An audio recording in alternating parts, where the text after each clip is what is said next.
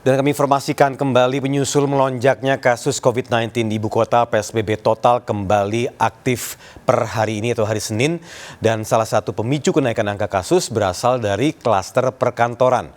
Gubernur DKI Jakarta Anies Baswedan menerapkan aturan bekerja dari rumah bagi perkantoran di wilayah DKI Jakarta.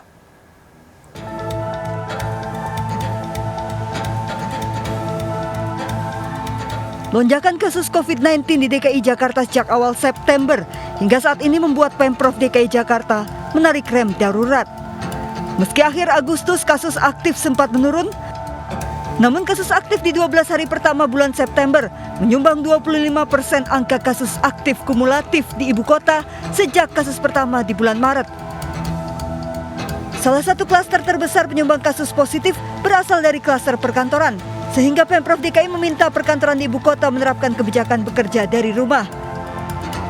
Anies menilai perkantoran swasta selama ini dinilai kurang memaksimalkan kebijakan bekerja dari rumah, sehingga klaster perkantoran menjadi tidak terkendali. Di arena perkantoran pemerintahan, kedisiplinan untuk mengatur jam kerja dan mengatur jumlah pegawai telah berjalan lebih baik. Tapi di swasta harus ada peningkatan kedisiplinan. Karena itulah dengan diwajibkan para pimpinan mengatur pekerjaannya bekerja dari rumah, apabila harus bekerja maka sebanyak-banyaknya 20%, harapannya kita bisa menekan kasus yang bermunculan di klaster perkantoran. Selain 11 usaha pengecualian yang boleh beroperasi, selama pemberlakuan PSBB total, kantor yang tidak bisa menerapkan bekerja dari rumah boleh beroperasi dengan membatasi hanya 25% pegawai.